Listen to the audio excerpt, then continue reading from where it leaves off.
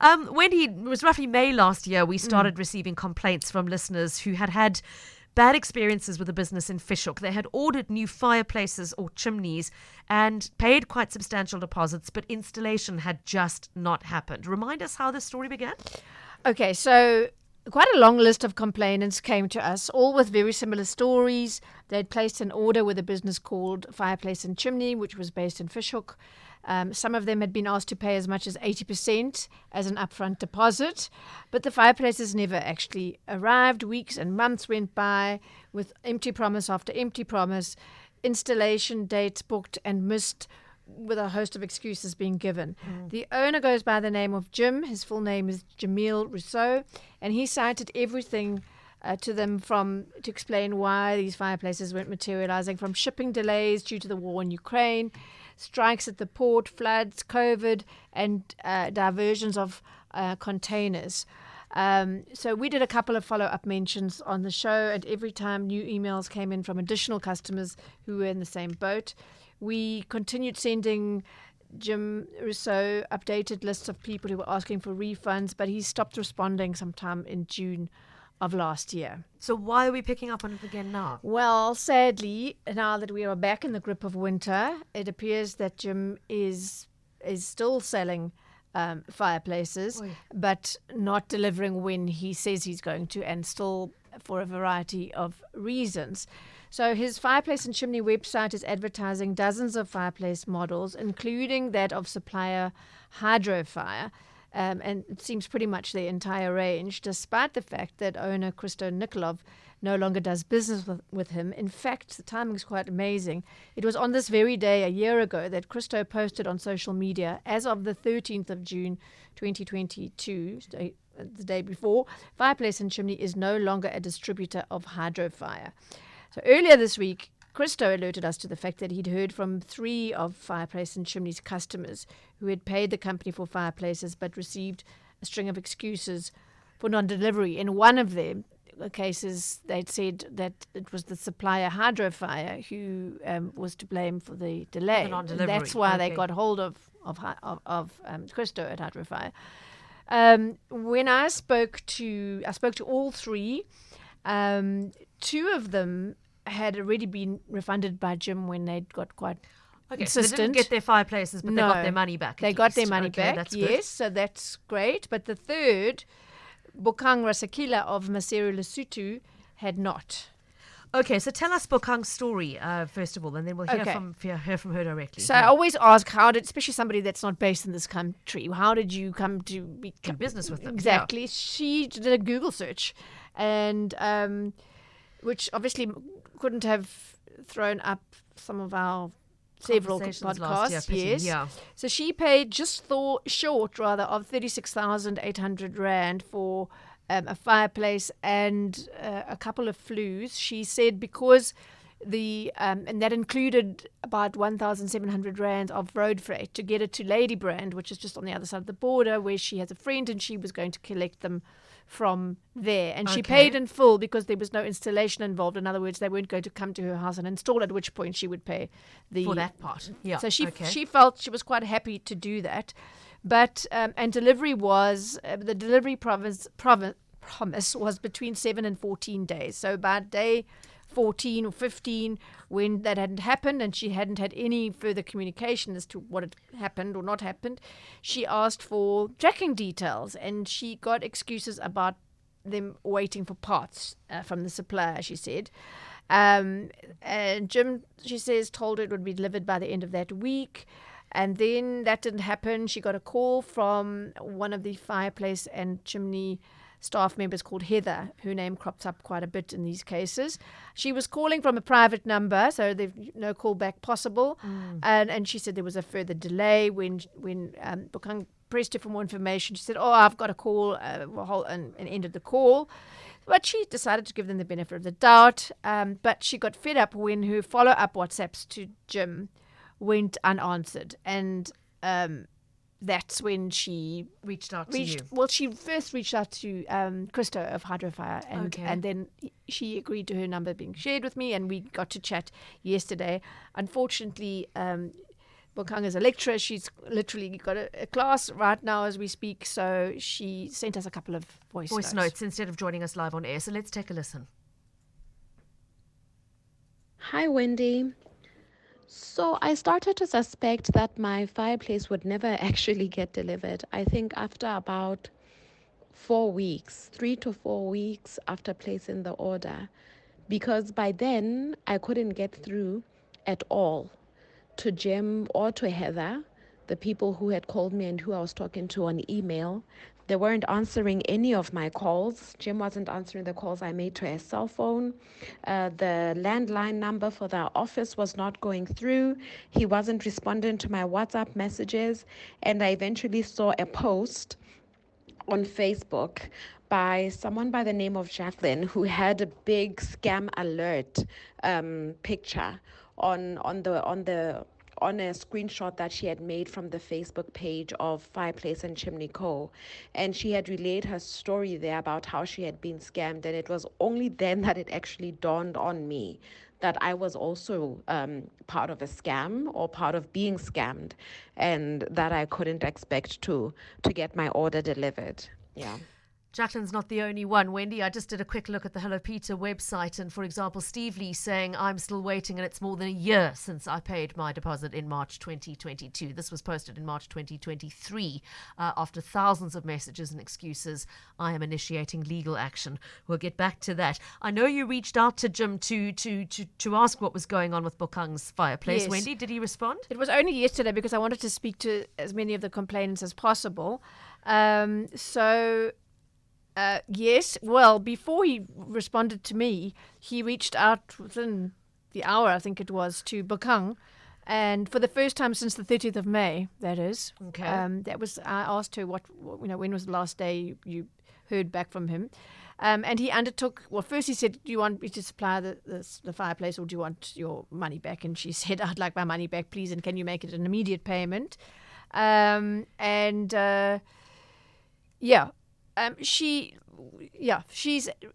when I last spoke to her, an hour or two ago, that hadn't yet happened, but she was fairly hopeful on hearing that the other two got their money back. She's now hoping. does have a little hope that she will get it, yes. Okay, she's sounding not entirely confident there. No. Let's take a listen. Oh, wow. What is the loss of the 36,000? I mean, 36,000 is a lot of money. Nobody just comes by that amount of money anywhere. I mean, your average household doesn't really make that much money. So for me, the loss of that money means the loss of months of savings, months of income, the potential of what that could have been to my home, because I've been wanting to get a fireplace for quite some time now. And we've been saving up for a lot for it with my husband. So it meant the loss of months and months of savings. Do I hold any hope that I might get a refund? Well, I have to keep my hope alive. Initially, I didn't have any hope. When I saw that these people were running a professional scam, and I eventually talked to the suppliers at Hydrofire who confirmed that hundreds of people had been scammed, by then I really didn't have any hope that maybe I would get anything in return. I felt like I'm one of the people at the end of the stick, really, or at the end of the long list of people who had been scammed. However, after that, I think my hope has kind of been resuscitated. I found out that 2 other people who had been scammed had gotten a refund of their money. So, the more recent scammed people or the more recent victims. So yesterday, I got a message from Jim out of the blue telling me that he would be willing to refund me. And, well, he said he's going to make the refund by close of business today. So let's see if I get the refund. I mean, I don't know what to say at this point because he had been ignoring me for ages. But I understand that he now is seeing the pressure. So my expectation is that if he was able to refund other people's money, then he should be able to refund mine as well. And I'm hoping that will actually happen. Yes. As are we, Bokang. Thank you. And I really, really hope that money's in your account by the I'm definitely going to follow up the day. I've asked her to do regular checks and let me know. Okay.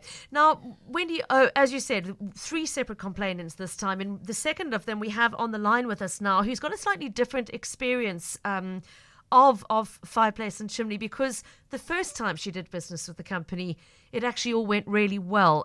Just fill us in a little bit on the background here. Okay, so Shanae and her husband, they live in Parklands. They had the same company, Fireplace and Chimney, install a fireplace in their old home in the winter of 2021, so 2 years ago. And they were totally happy with the product and the service rendered. They said it was a great product at a great price.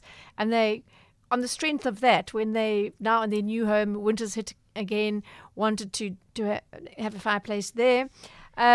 They didn't do any checks. They didn't look any further. They just, and I think most people have done the same. Go back to the place and got good service from last time. She contacted Jim. She got a quote that looked, it was exactly the same format, same business address in FishHoek in the main road, which they're not there anymore, but that was on the quote.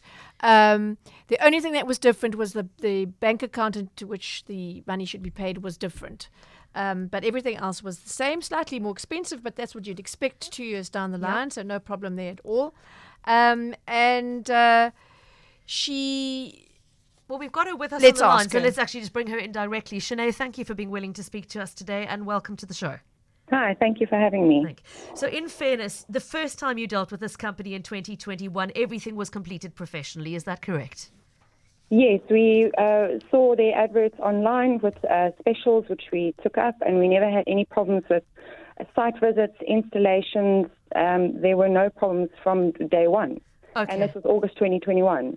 So not so very long ago, and recent enough that when you wanted a second fireplace for your new home, you thought, well, we'll just go back to the same guy who looked after us so well last time round.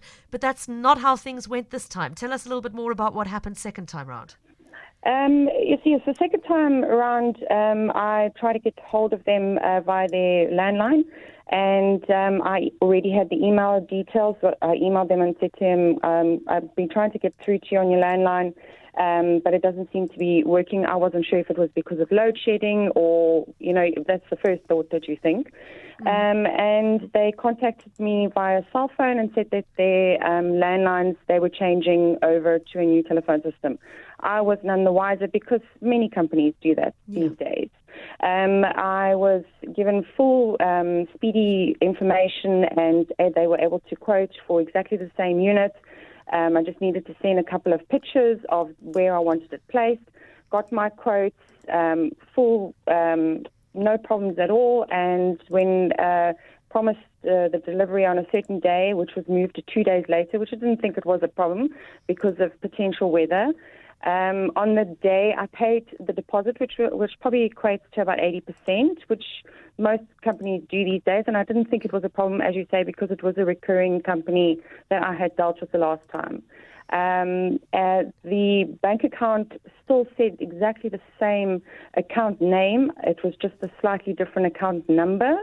So at the time, I was not able to pick it up that it might have been a different, someone's personal capacity. And I was dealing with the same people. Jim and the admin staff were also in the emails. When it came to day of delivery or installation, I phoned that morning just to confirm installation.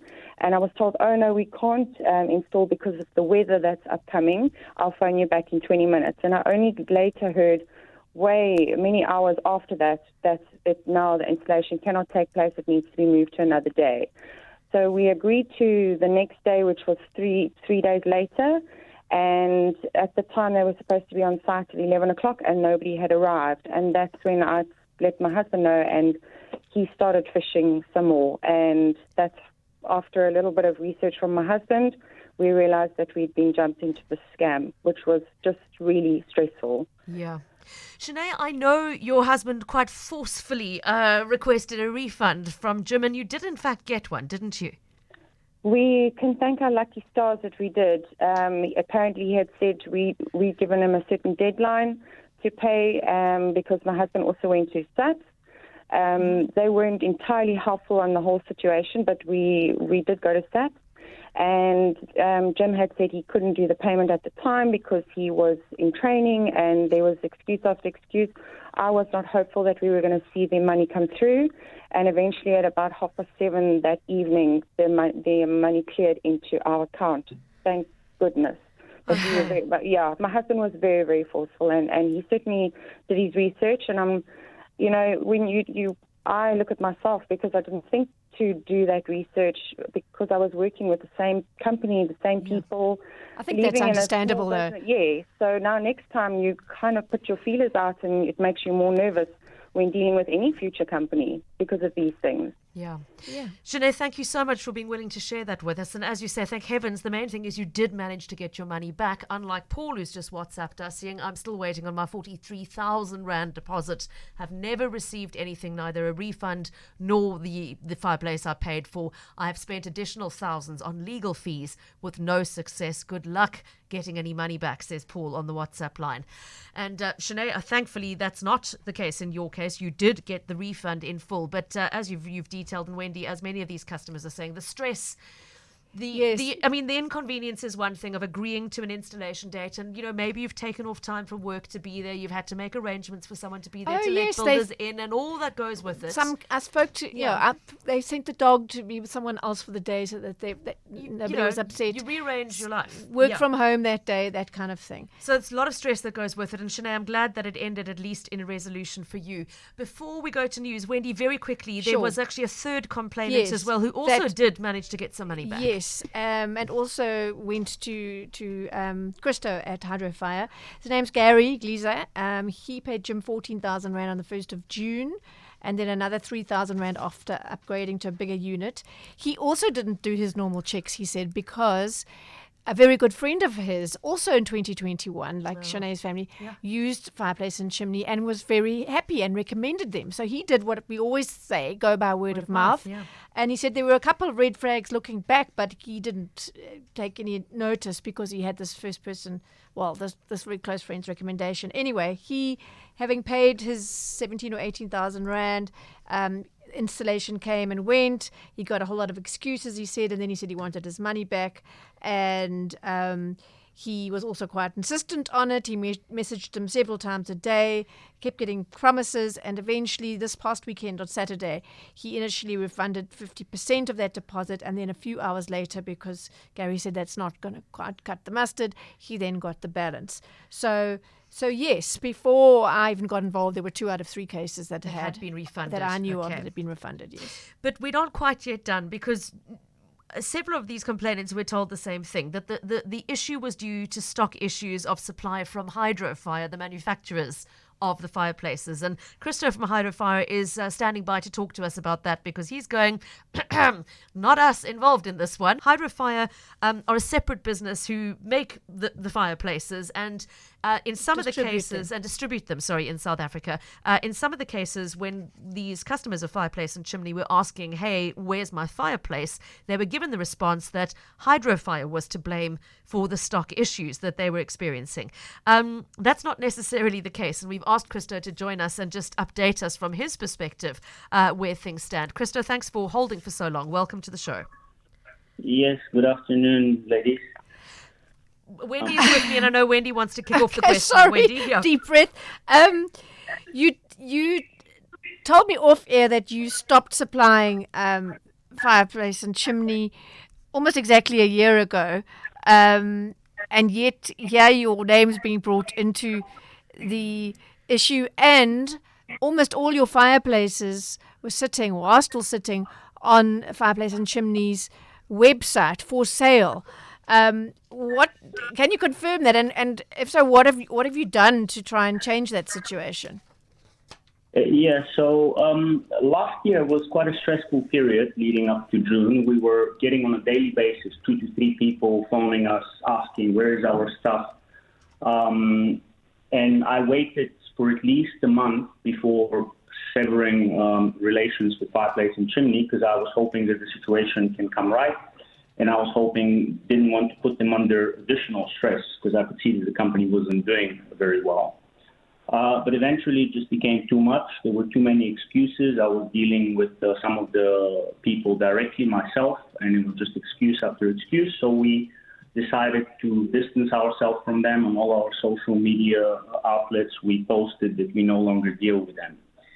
And I also asked Fireplace and Chimney to just remove all of our products from their website. Yeah, so as far as I was concerned, I hadn't heard anything for a long time, for nearly a year. I wasn't even aware that they were operating until probably in the last 2 weeks. We had 3 people phoning and saying, look, we were told that we're supposed to come and collect our fireplace from you. And we were like, there's no such thing. We don't deal with this company. So you can imagine them getting a big fright at that point. Yeah. So if he's not getting the fireplaces from you, is it possible that he does have stock of all those fireplaces, but he's getting them from elsewhere? It doesn't make business sense, because where else would they be getting them from unless they're buying them at full retail price, in which case There's no markup to be made. Can't make money that way. And I doubt that there are fireplaces of ours a year later after we stopped working with them. Because as far as I know, they owed quite a few people fireplaces. So if they had fireplaces, why didn't they? Yeah, buy it? It's what he says, but we'll come to his response in a little bit. So yeah.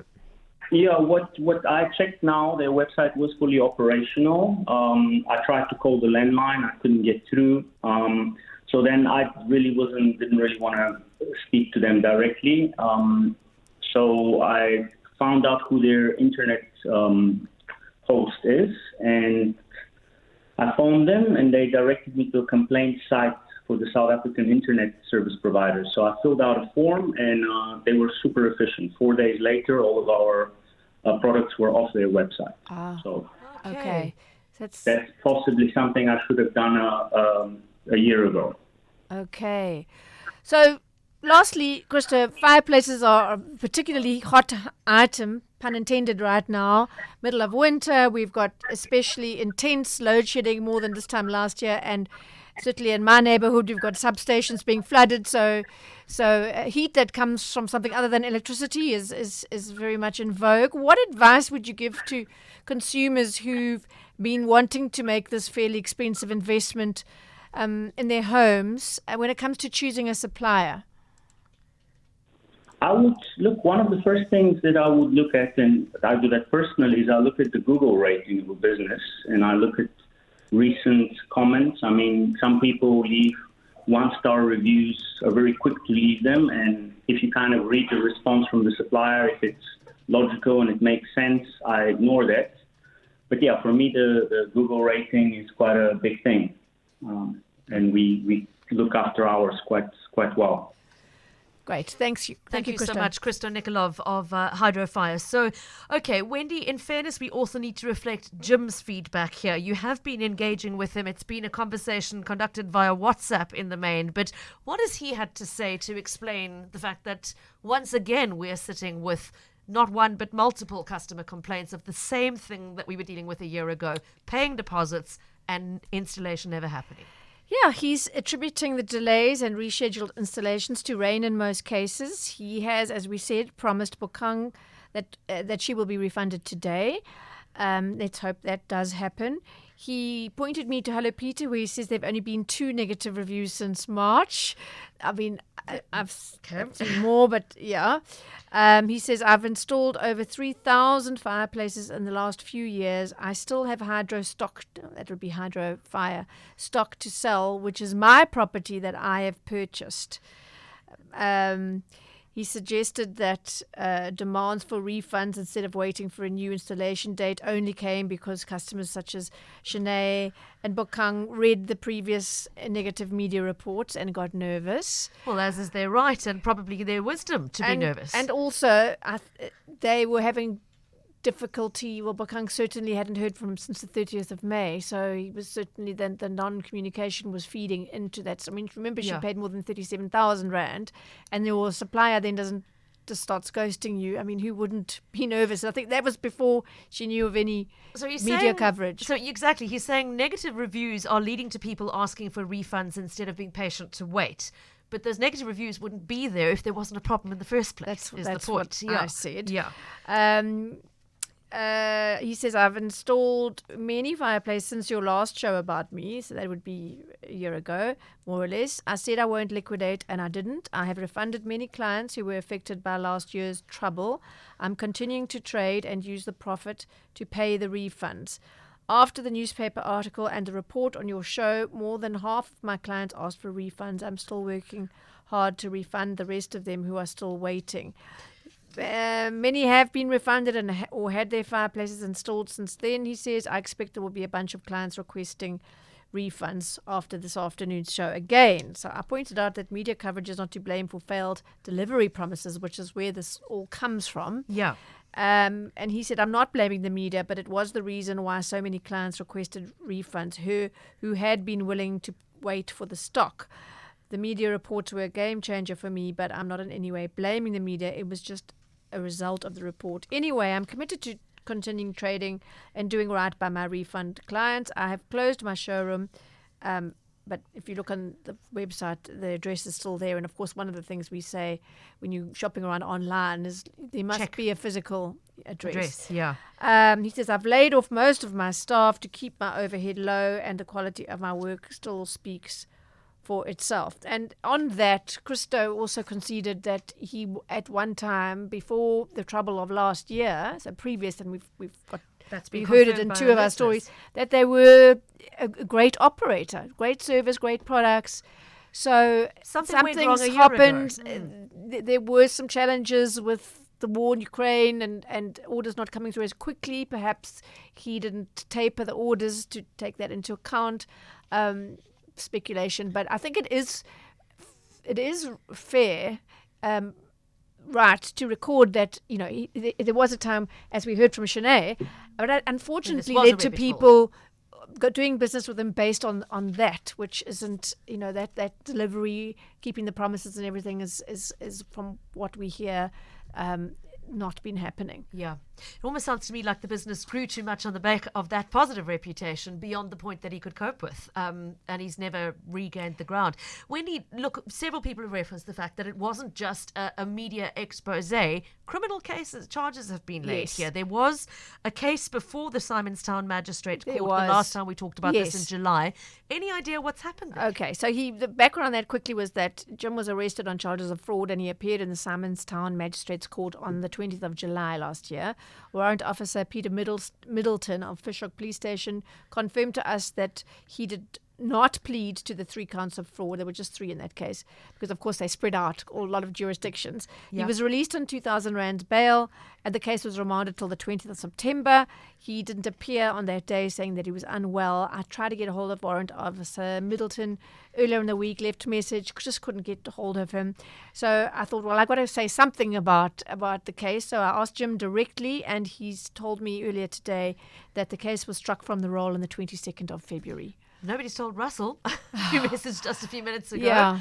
Okay, so Jim says the case has been struck off the roll. We've not yet managed to connect with a police officer who can confirm that. But I wonder if anybody listening is among the complainants who laid criminal charges, whether you've had any feedback on those cases. We've just got time, I think, to move on to the next story about appliances gone wrong. Wendy, another week, another major appliance drama, and very similar to the story we covered last week, a major appliance that didn't work from the very, very start. Tell us about Esme and the fridge. Okay. Esme Venter bought a new fridge from Game online, and she had it delivered to her elderly parents who were a little bit frail just over a week ago. It was dead on arrival. It simply refused to cool down to the correct temperature. So Esme asked for a refund, as is your right in terms of the Consumer Protection Act. You have 6 months in which to return a defective item for your choice of a refund, replacement or repair. You do not have to accept a repair, and this has been the case for the past 12 and a bit years. So when Esme asked for a refund, she was told that a technician would be sent out to assess the unit and repair it, which is allowed. It's not specifically... Assessing it's allowed. Assessing it is allowed. It's not specifically stated in the Act, which is so infuriating that they haven't actually just reworded that. But the Consumer Goods and Services Ombud and the National Consumer Commission say, obviously, there are times when it's not a defect. It's actually some fault, usually unintentional. The customer dropped it, wet it, somehow abused it. Okay, so they may assess it, send it off for technical assessment. But as you've just pointed out, that doesn't mean that during that assessment process they can then unilaterally choose to repair it because they think, well, that's the quickest, easiest thing. If the customer has already said, actually, now I've lost faith in this model or this brand or the whatever, and please give me my money back. So the technician did confirm that the fridge was faulty, Esme said, but Game insisted that a refund would only be processed if the unit was deemed irreparable by the technician. I mean, this is so pre-CPA, I'm finding it hard to believe, although I should because it happens such a lot. Yeah. But if the technician is able to fix the unit, she said, they won't accept it back because it's been switched on and it's a second-hand unit. What's the point of a warranty then? If you've You can't take back anything because it's second-hand. I mean, it's funny in a way, but it's also a very serious issue that this is still happening, as I say. And this is a national major retailer selling many thousands of these things every day, well, every month. So, and it is a staggering contravention of the CPA. It's exactly what the Section 56 was meant to do. It was meant to prevent consumers from having to accept a repair. Okay, because so that's what the retailer and their technical and their suppliers want. It's easiest for them. So just to recap, they were within their rights to say Totally. we want to assess the fridge. Oh, yes. But they were not within their rights to say if it's fixable, we will fix it. Yes. Because Esme was saying, It's I her want choice. a refund. It's her Okay. choice. Used to be the supplier's choice, not anymore. Anyway, so I did take up the case with Game, with Massmart that owns Game, and I'm very grateful. Esme wrote to us to say, I'm truly thankful for the knowledge I've acquired over the years through listening to CapeTalk, in this segment in particular. It has empowered me to understand my right and has provided a valuable avenue for seeking assistance. In light of this positive experience, I'm inspired to pay it forward and endeavored to make a positive impact on someone else's life, which That's is such that's always so uplifting when you That's read a very something like nice that. response. Esme, Yes. look, the main thing is your parents now have the option to buy a functional fridge Yes. that's going to serve the purpose it was Exactly. bought for. And don't forget, the repair isn't a quick process. They could have Yeah. just then been without a fridge for Who weeks. knows how long. And Yeah. that's the other reason why that protection was put in place. Now, Wendy, obviously you must have approached Of Game in course. order for them to relent and issue the refund. But what did they say when you pointed out to them, guys, this isn't in line with the CPA? So I got quite an honest response. The agents involved in the query unfortunately applied the return policy incorrectly, and the customer is indeed entitled to a refund. To try and prevent any repeat occurrences, we have reinforced the correct process, and that will be supplemented with further training sessions in the call centre tomorrow. We are sorry. I was very pleased you don't often see a very normal language uses around an apology. You normally get the tired, old, annoying, we apologize for the inconvenience. So it was very nice to see we are sorry. But as I've said, it has been 12 long years since the CP came into effect, and these sorts of things shouldn't happen. I mean, if she hadn't come to us, she would have then been bullied into Accepting a repair. accepting a repair when she was entitled to a refund. So consumers shouldn't be having to seek outside help to get companies to honour the most basic of CPA provisions and Absolutely. protections for consumers. Well, Esme, thank you so much for letting us know that it was all finally resolved, and that's the most important thing, that your parents have got their working fridge sorted out. But thank you, and Wendy, thanks for taking up the case. Lunch with Pippa Hudson on CapeTalk.